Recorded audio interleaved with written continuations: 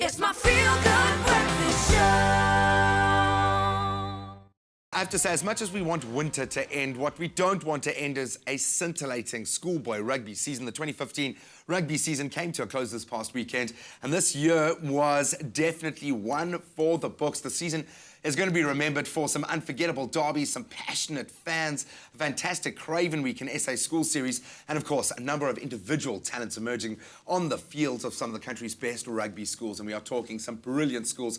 Brandon Yates has been the man on the ground and the man on the couch here, bringing us most of the results and the standout performers. You must be really proud that you got to witness a season like this. Listen, it's been one of those seasons that's been absolutely epic, Graham. I mean, especially for Western Province schools. The top 3 in the top 20 were Western Province schools. Paarl Boys had an undefeated season. The SA Schools team was undefeated, so it was a really great season for 2015. It was great to see the Schoolboys really doing their thing on the field. Of course, some rivalries really playing out in the final weekend's action. And I wanted to wait to keep it as a surprise just to hear some of the big results, but we had some age-old rivalries, Weinberg and Sachs, who came out on tops. Yeah, Weinberg came out on top there. It was the last game for their headmaster, Keith Richardson, who gave them a big pre-match speech before, so I think it fired them up in front of their home fans.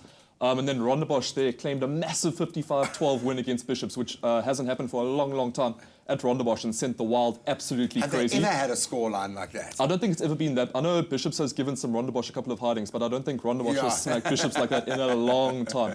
And then Oakdale also claiming a 21-19, quite a tight game there against Willamampo. Famous victory. So the last couple of games of the weekend were pretty epic, and it was good to see some final derbies in that last weekend as well. Yeah, man, just keep those embers burning for next season. Absolutely, yeah. Well, the rivalry between provincial franchises has also been pretty hot this year, except one has been standout. We've seen Western Province, Eastern Province looking brilliant.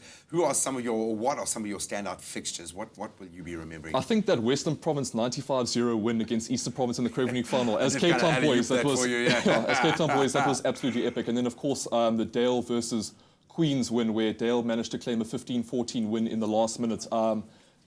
Queens were 4 points up in the last 3 minutes, and then Dale broke in the last minute there to score in front of their home fans and claim a very tight win. So that was also one of those games that kind of gives you goose flesh, you know? Yeah, man, and it all really does bode well for the next season in terms of the structures stemming up there, because we know that players' careers now start fresh out of school. So looking at that specifically, who is your standout player? I know there have been some brilliant names. Kieran Bosch, for me, certainly stands out, but who's been your standout player? I mean, like you said, there's been plenty of awesome performances, individual performances throughout the entire year, but a guy for me that really stood out was Nico Leonard. He's a wing from Paul Roos. He's a big guy, he's strong, consistently gets over the gain line. He scored 51 tries for Paul Roos over his career. Here he goes, a little bit of a chip collect against Grey College as well in front of his home supporters. So he's also a guy that's really one to look out for. 25 tries this year, and like I said, 51 for Paul Roos over his career. So a big part of their success. He's definitely one for the future. Western Province Craven Week SA Schools team, so one to look out for sure. We'll look to see where that name pops up in the franchises.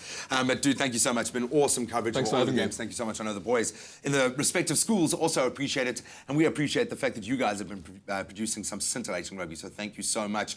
Now we'll be discussing the senior players a little bit later this morning at 7:20. Peter Muller joins us in studio to talk about the Rugby World Cup team. But right now, let's find out what's coming up in the show before that.